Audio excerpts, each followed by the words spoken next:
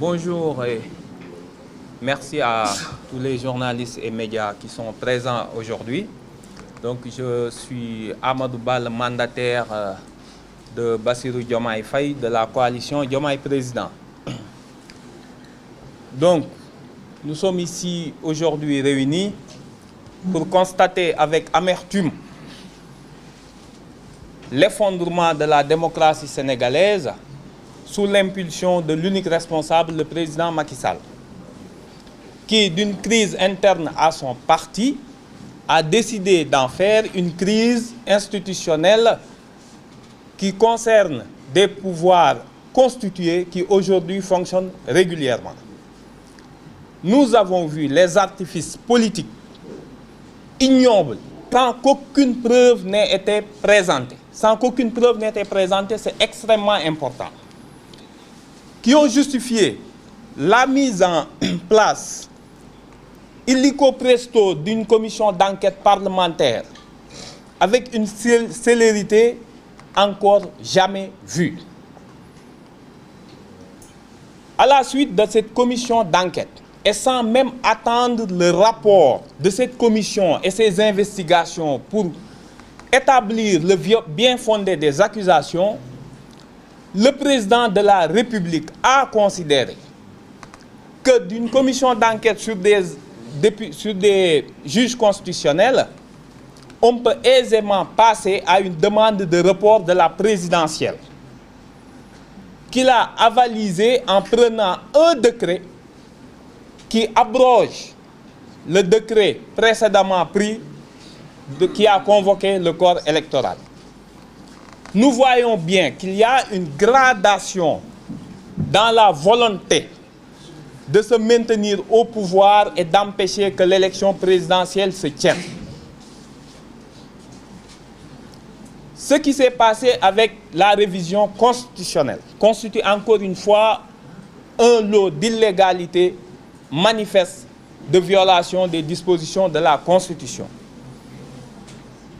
Nous avons entendu les membres du gouvernement et leur éminent tailleur constitutionnel, M. Ismaïla Madior Fall, utiliser une terminologie volontairement choisie pour ne pas citer le mot qui est aussi le mal, à savoir qu'ils ont révisé le mandat.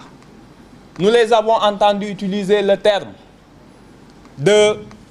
qu'il ne s'agit pas d'une révision constitutionnelle, mais qu'il s'agit d'un arrangement, qu'il s'agit d'une disposition transitoire. Mais une loi constitutionnelle, par essence, c'est une loi de révision. Et si vous dites que vous avez modifié l'article 31, mais que vous n'avez pas modifié la Constitution, vous mettez tout le monde d'accord sur votre mauvaise volonté et votre mauvaise foi. En réalité, de quoi s'agit-il à travers cette volonté de reporter l'élection présidentielle? On le sait, ipso facto, même s'ils disent qu'ils ne touchent pas au mandat. L'article 2 de la loi de révision, la loi constitutionnelle, dispose de façon expresse que le président en fonction reste en fonction jusqu'à l'installation de son successeur. L'installation de son successeur, le mandat ne se termine pas le 15 janvier plutôt, le 15 décembre.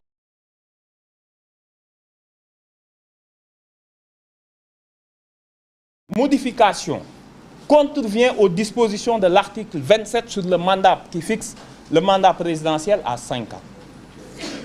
Que cette révision constitutionnelle contrevient à l'article 103 qui interdit formellement toute modification de la durée du mandat. Il se réfugie, et de façon assez ignoble, excusez-moi du terme, derrière le fait que le Conseil constitutionnel a toujours déclaré dans sa jurisprudence constante qu'il se refuse à contrôler une loi de révision, à se contrôler une loi constitutionnelle. Selon eux, on peut violer la Constitution parce que le Conseil ne pourra pas se saisir. Sauf qu'il se trompe lourdement. Certes, la disposition existe, du Conseil existe, mais le Conseil constitutionnel, dans une décision de 2006, a bien pas fait hors des périodes de temps prévues par la Constitution. Cela veut dire quoi? Que si le président de la République utilise ses pouvoirs de crise, notamment ses pouvoirs exceptionnels de l'article 52, ou en période de suppléance, il est interdit de réviser la Constitution. Il dit ça, je le contrôle. Par ailleurs, je regarde aussi si les limites matérielles de l'article 103, c'est ce qu'il dit dans sa décision au considérant 22. Je vais regarder à minima ce qu'il appelle un contrôle minimum. Je regarderai si la révision constitutionnelle respecte les limites posées par l'article 102. Donc, la technique du gouvernement sera anéantie par le recours qui sera déposé sûrement aujourd'hui ou demain par les députés. Le Conseil constitutionnel est bien compétent pour censurer la loi constitutionnelle qui lui sera soumise. Il faut que les gens comprennent le danger de cette technique. Si on peut faire des dérogations à l'article 107 sur la durée du mandat, on peut faire une dérogation sur le nombre de mandats, on peut faire une dérogation sur la forme républicaine de l'État, on peut faire une dérogation pour introduire l'esclavage, pour introduire toute mesure scélérate, soit disant que c'est une mesure transitoire interdite par la Constitution.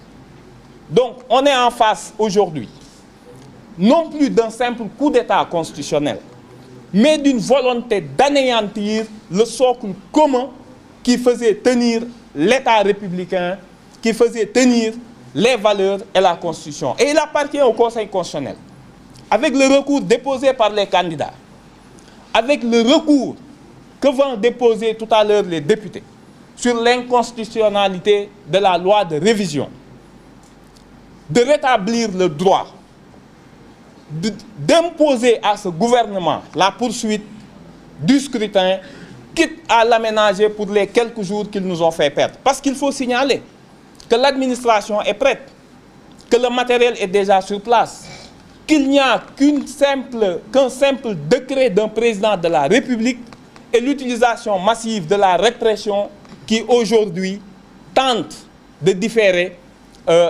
la campagne électorale, qui doit continuer, et je pense que tout à l'heure ce sera réaffirmé par les candidats. En tout cas, la coalition Bassirou Diomaye Faye entend continuer ses caravanes et entend continuer la campagne électorale. Pour la communauté internationale, il est évident que la position américaine, qui a précédé de peu le revirement salutaire de la CEDEAO, montre que la communauté internationale est en train de lâcher Macky Sall.